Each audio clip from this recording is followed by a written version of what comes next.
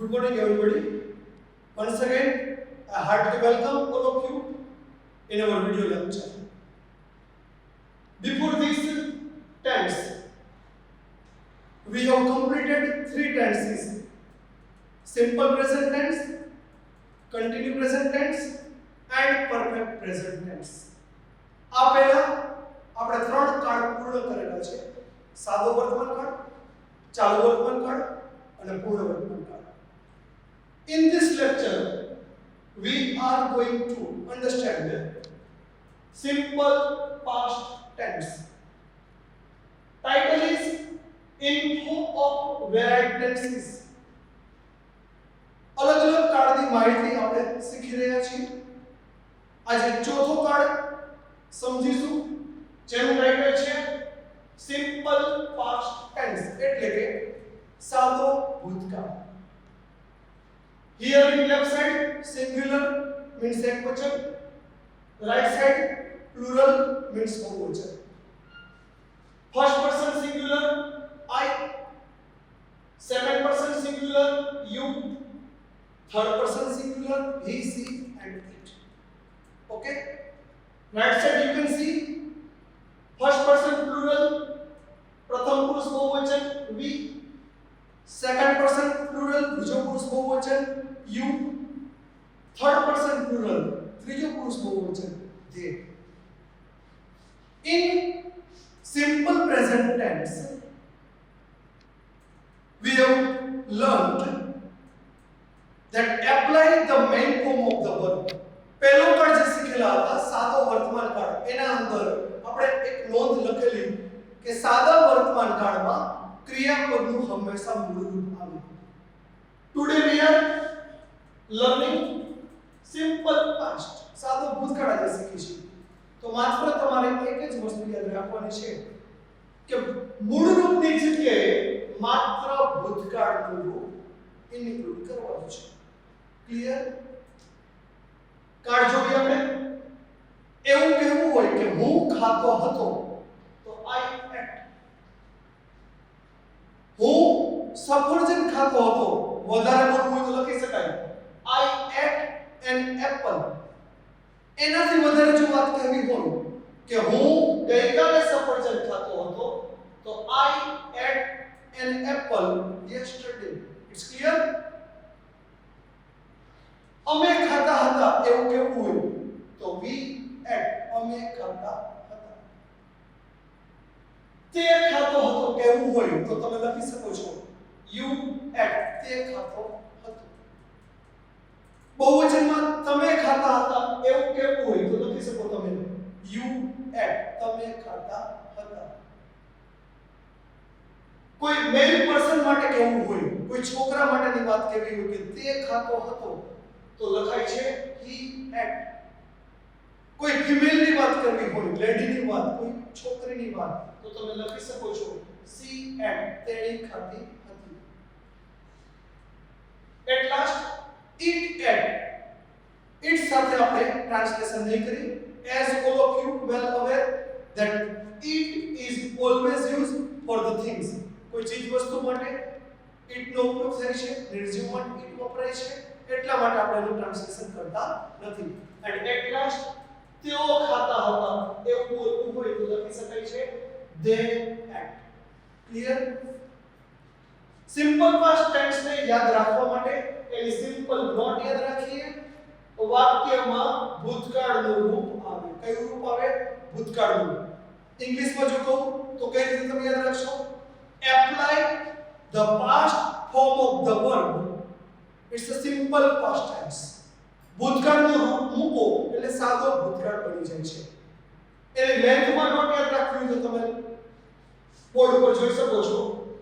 કર્તા means subject plus past form of the verb, ભૂતકાળનું ક્રિયાપદ plus object એટલે કે કર્મ plus extra words એટલે વધારાના શબ્દો. ક્લિયર? પણ I give the advice to all of you. હું વધારે સલાહ તમને એક આપું કે લાંબી નોંધ યાદ રાખવા કરતા શોર્ટ કીની અંદર તમે સરળતાથી યાદ રાખી શકશો. કઈ જ નથી કરવાનું, પાસ્ટ ફોર્મ યાદ રાખવાનું છે. Okay, ભૂતકાળનું. Now Let's start. Words to recognize the tense. Card ઓળખવા માટેના શબ્દો. કી બનાવી લો. yesterday, last day. પેરની અંદર યાદ રાખો. yesterday ગઈકાલે, last day ગયા દિવસે. last night, last week ગઈ રાત્રિ, ગયું અઠવાડિયું. last month, last year ગયો મહિનો, ગયું વર્ષ. લાસ્ટ ની જગ્યાએ તમે પ્રીવિયસ પણ લખી શકો છો. Two words last and previous ક્રિયા જે પૂરી થઈ ગઈ છે એના માટે વપરાય છે, ભૂતકાળ દર્શાવે છે.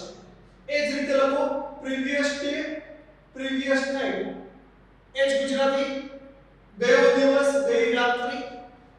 પ્રીવિયસ વીક, પ્રીવિયસ મંથ ગયું અઠવાડિયું, ગયો મહિનો. પ્રીવિયસ યર ગયેલું વર્ષ. ઓકે, કઈ રીતે યાદ રાખો? જો સહેલી રીતે સમજાવું છું તમને ઇઝી વે.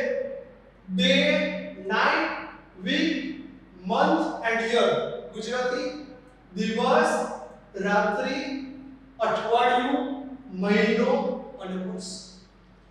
ત્યારબાદ ત્રણ શબ્દ અલગ રીતે યાદ રાખો. At present, at this time and at a moment. જો આ આપેલા હોય શબ્દો તો એ શબ્દો કેવા હોતા હતા આપણે? સિમ્પલ પ્રેઝન્ટ ટેન્સમાં, સાદા વર્તમાન કાળમાં. પણ જ્યારે ધેટ શબ્દ આવી ગયો, at that time, at this time simple present tense માટે, પણ at that time simple past માટે, સાદા ભૂતકાળ માટે. અન્ય બે શબ્દો છે ago and at last, T H E N. મેં અહીંયા નોટ કરેલી છે, જોજો ખાસ.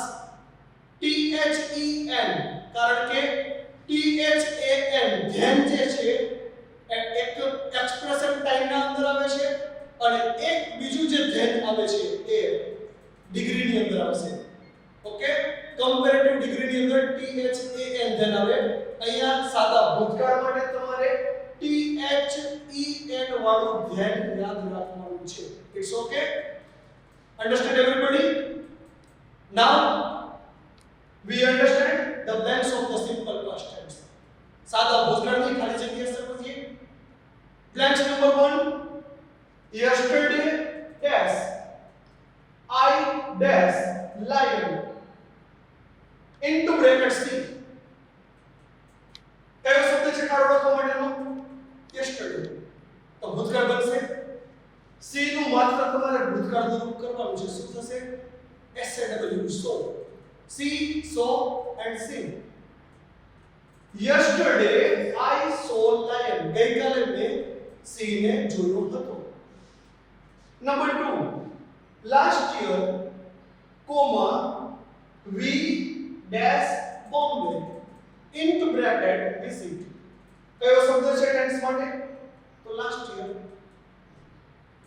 વર્ડ્સ જે મેં વાત કરેલી છે બધા તમને, એ words whether in the beginning of the blanks, કાં તો એ શબ્દ વાક્યમાં ખાલી જગ્યાની શરૂઆતમાં આવે, or maybe back side of the blanks, અથવા તો ખાલી જગ્યામાં છેલ્લે પણ આવી શકે. લાસ્ટ યર શબ્દ કાર્ડ ઓળખવા માટે વી સાથે વિઝિટ નું ભૂતકાળનું રૂપ કરીએ તો શું થશે?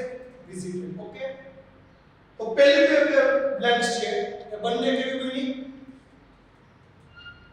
અફર્મેટિવ, નકાર. નંબર 3, નેગેટિવ બ્લેન્ક્સ, નકાર ખાલી જગ્યા. Last month, comma, Ram dash not dash a car into bracket by. ઓકે, રામ સાથે શું આવશે? લાસ્ટ મંથ છે એટલે did. અને by નું કયું રૂપ આવશે? by. એક વાત અહીંયા ખાસ યાદ રાખો, there is no any rules in grammar that you can apply to past form. કોઈ દિવસ બે ભૂતકાળના રૂપ શક્ય નથી. ગ્રામરના અંદર એવો કોઈ રૂલ્સ નથી કે તમે ડબલ ભૂતકાળ કરી શકો. did થાય અને by નું ભૂતકાળ કોટે થાય, that's not possible. અહીંયા તમારે did મૂકવાનું છે. did મૂક્યા પછી અહીંયા તમારે મેઇન ફોર્મ જ મૂકવું પડે. means by remain as usual, યથાવત જ રહેશે. ભૂતકાળ કોટ નથી કરવાનું. ત્રીજી ખાલી જગ્યા ખાસ યાદ રાખજો. Number 4, how many blanks? 1 and 2. બે ખાલી જગ્યા છે.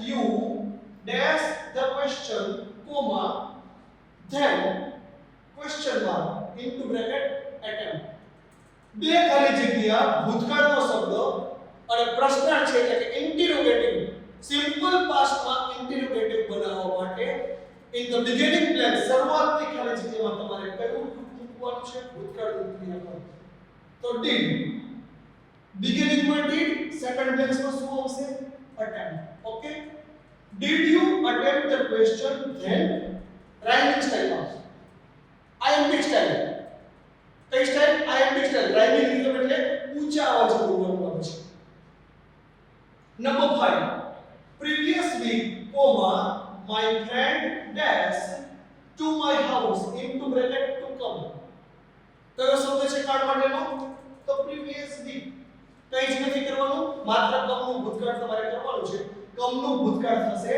came ઓકે ત્રણેય ફોર્મ એને યાદ કરી લી તો main form come past form came and past participle come તો અહીંયા કમનું ભૂતકાળ બની જશે came 6 બ્લેન્ક્સ ની અંદર પોઝિટિવ લીધી એટલે કે અફર્મેટિવ નેગેટિવ બ્લેન્ક્સ લીધી નકાર અને ઇન્ટરોગેટિવ એટલે કે પ્રશ્નાર્થ બ્લેન્ક્સ પણ આપણે લીધેલી છે ઓકે એનીબડી ક્વેશ્ચન કોઈને કોઈ ક્વેશ્ચન કરો then you can ask without hesitation